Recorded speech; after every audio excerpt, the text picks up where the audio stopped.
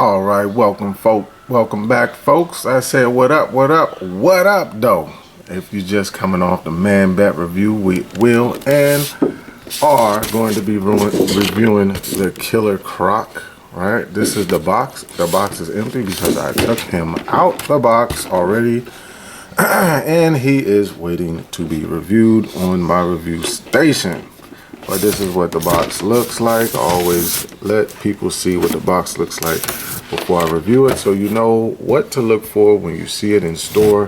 You know exactly what you've seen in this review. It's also for parents that have no clue of what their kids just asked them to go find at their Walmart or Target, and you know what the box looks like. I'm trying to be very helpful to everybody in this situation of fig finding. All right, enough of the box. Let's get to the figure, because I didn't come here to review the box. I came here to review the figure. So this bad boy is already bust out. So let's get to the figure. Booshka! Yes, indeed. Here is Killer Croc, fresh and straight out of the packaging. This Killer Croc is definitely from the Arkham Asylum game. As you can tell by this gel wearing type pants, super dope, super dope. And for a big figure, he can get a decent amount of poses, so I'm real happy about how McFarlane did this. And obviously the sculpt is very nice, very nice. Again, like I said in my last review, McFarlane, what he will always excel in is sculpt work. Let's go over the accessories real quick, shall we? Bam. That's simple. These are the accessories. So he comes with a collector's card, right? And this is the same art that's on the back of the box, right? And it says Killer Croc, Batman Arkham Asylum. And then on the back, you do have, again, another face shot of Croc, and then his real name, Waylon Jones. And if you want to take a moment to read that, pause it right now. I hope you did.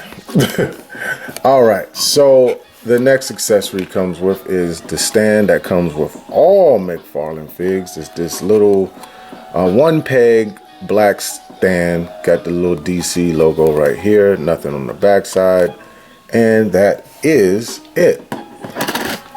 I wish he could at least, bare minimum, came with another fist or another open hand, an open like grabbing hand.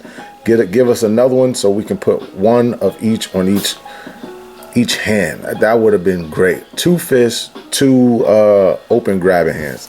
Hey, that's all I need. You know what I'm saying? It's Croc. He don't need a whole bunch of accessories, but those I felt like he should have came with.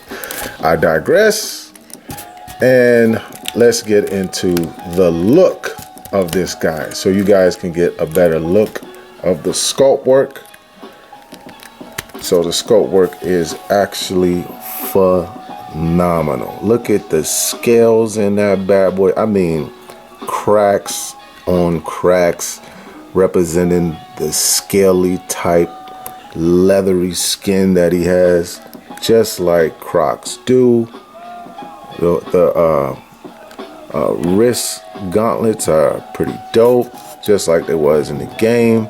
Scales all around, in and on the outside of the hand, also inside of the palm. Very dope indeed. Got the belt or the rope around his waist for a belt, which is very nice. And then we come around the back side. It does get darker right here on his back, just like Crocs do. You know, it gets darker on their back, and their underbelly is a little bit lighter, and then it continues on the top of his head. So that's very dope. And the pants here, the pants is giving off a lot of detail and that 3D pop effect of him wearing the gel style pants. You know what I mean? Because it's very textured, and when you scraping your fingernail across it, you know, you can feel the texture. You even have a seam line coming down the side, which is very dope, all the way down to the shackles on his feet, and then right here at the bottom of his pants, it gets a little bit darker there. That's freaking dope stuff. And look, check this out.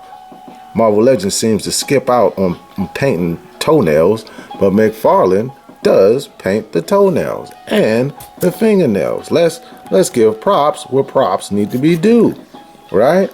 I just don't understand how you can not paint certain things like this. If this was a Marvel Legend, these toenails would be green, the same color as his feet. I'm just saying, Marvel Legend, step your game up.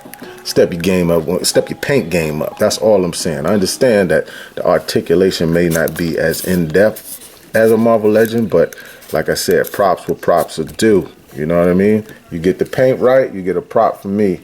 Okay, so next we will be going over the articulation of this guy, and it ain't too half bad. You know what I mean? It's not the greatest in the world, but at the same time, it ain't terrible. All right. So First of all, let's raise my camera up so we can actually see what the heck I'm doing. But as you can tell, his balance is pretty good. So that is, that's a plus, that you got good balance on a big figure, you know. Unlike the Man Bat review, if you haven't checked out the Man Bat review, I reviewed that one before this one. That one, whew, ankles were terrible. This is a lot better offering. All right, so for the head, you can put his head up like this far here, right? And he can look down pretty decent amount. If it's like when you put his head up, you don't feel that extra joint. Oh, snap. Yo. All right, we back. Croc, you all right? Yo, Croc. All right, cool. I went too strong on that one. Hey, look, this is a keeping it real review, and I'm keeping it in there. I'm sorry to say, I'm keeping that in there. I'm not cutting nothing, bro. It's going to stay right there. But as you guys can see, even if you pop the head off, you're unable to take his neck brace off. I mean, his neck shackle off. That's just like glued right here. Obviously, if you heat it up, you will be able to probably wiggle it off if you heat the glue up. But yeah, this is a simple ball peg right here, just one dumbbell joint type situation he got going on here. So yeah, it can raise up and it raised down, and as you can see, now you can see, you can move it to the left or to the right, and his head does accommodate that peg. So let's pop this back on, hopefully not knock my camera down again. Come on here, hold on, let's go off camera because I ain't trying to knock that camera off again. All right, it's back on.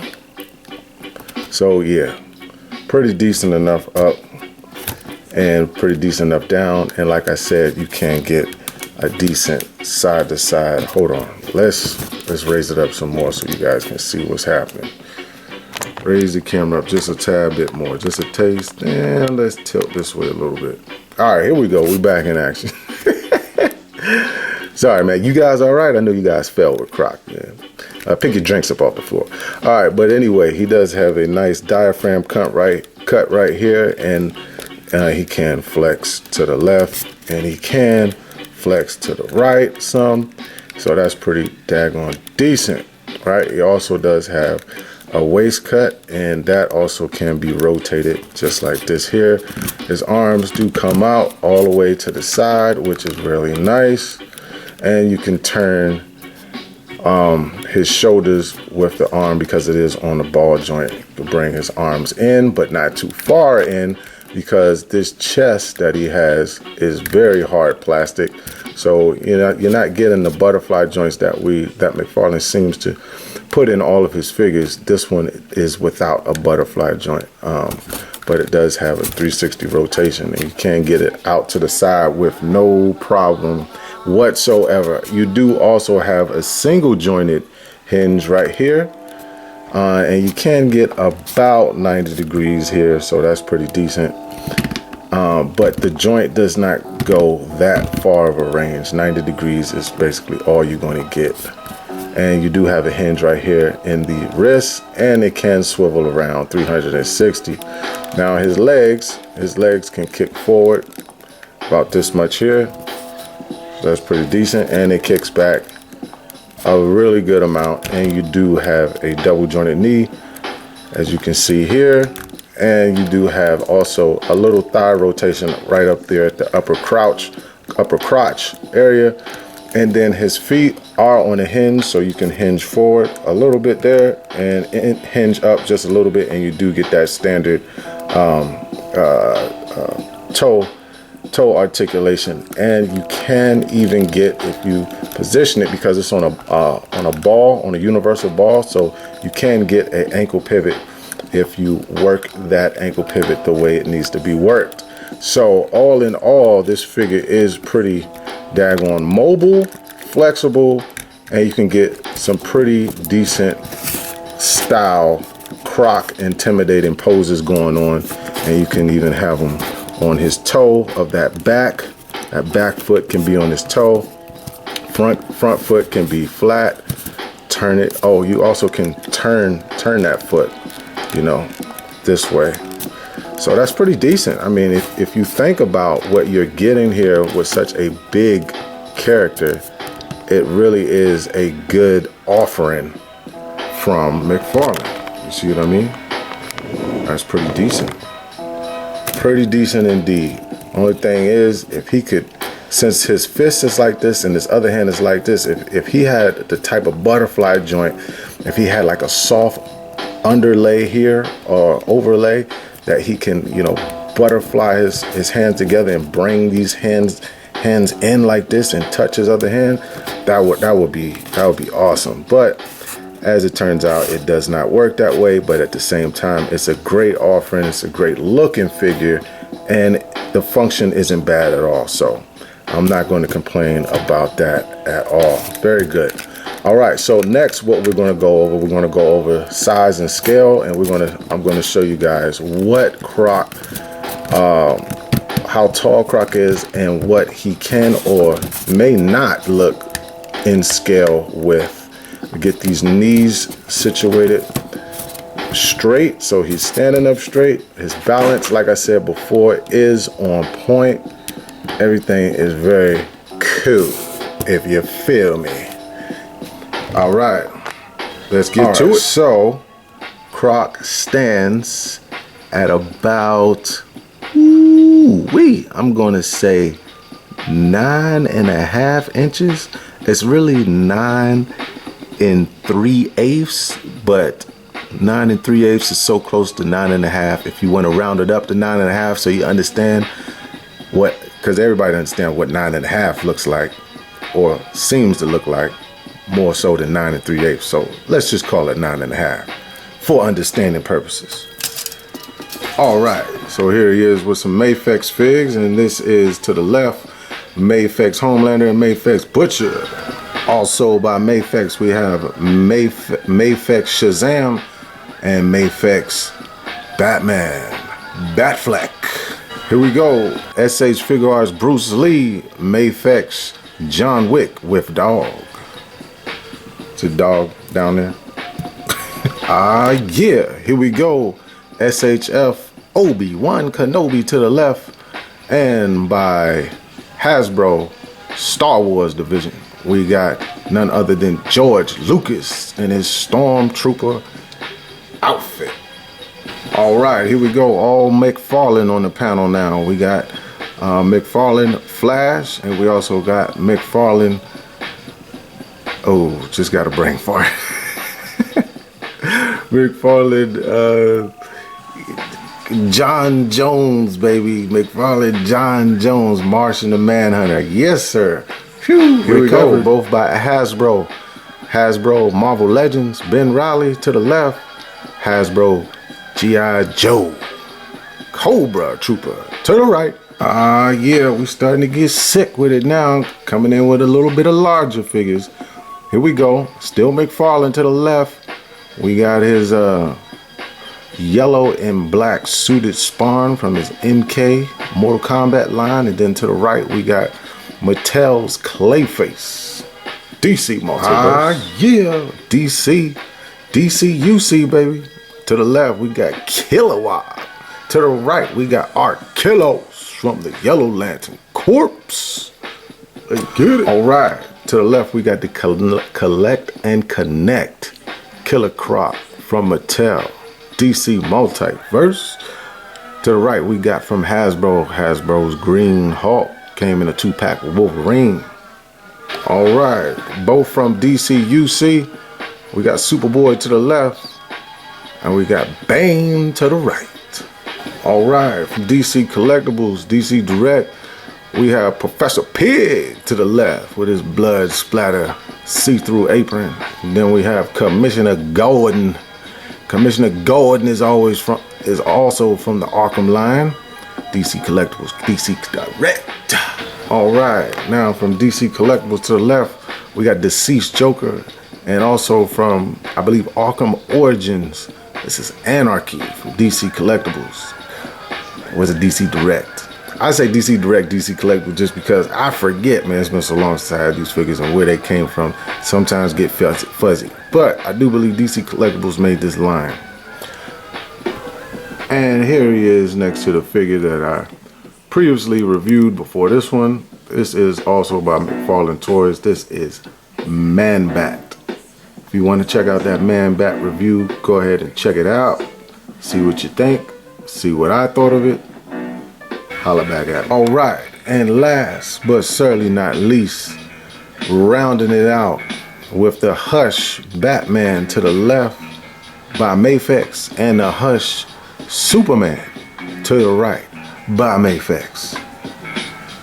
Like I said, Croc is a big guy.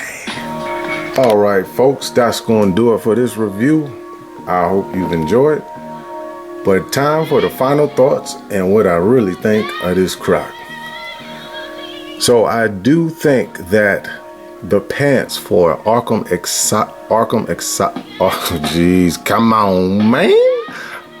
Asylum Croc, these pants here are a bit too light. The orange was a little bit deeper, so but this is nitpicky now. This is really getting nitpicky, but I would have liked a deeper orange on the pants. As far as the sculpt work, I can't complain about the sculpt work. It's great. What could it have used a butterfly joint? Sure, to get the hands together, sure. But I'm not really going to gripe too hard on that. It's an excellent offering of Croc. You know, I can't fault McFarlane for giving us a decent Croc. I do believe this Croc should be just a little bit taller, if not a half an inch to an inch. That would have been perfect. That way it would have been, you know, even more opposing as far as, you know, a Batman character or someone of a 6-inch stature to go up against this thing. But as it is still a pretty decent size. Could I recommend you getting it? Yes, I can. If you have a very good or a decent collection of, or you want to start a decent collection of Arkham Asylum or the Arkham games figs in general, I would suggest you pick it up. For the rating, I got to give this rating of this Croc an 7.5 out of 10. 7.5 out of 10. No figure is perfect, like I always say. It's only perfect in the hands of the person who bought it. So my rating is 7.5. I hope you guys enjoyed the review. I hope I made your decision easy to get or not to get this Croc. Have a good one, folks. Be patient with yourself. Be patient with your hunts. And if you're patient enough, even the egg can and will grow legs. It's your boy, Plastic Addict, signing out. Plastic Addict, out.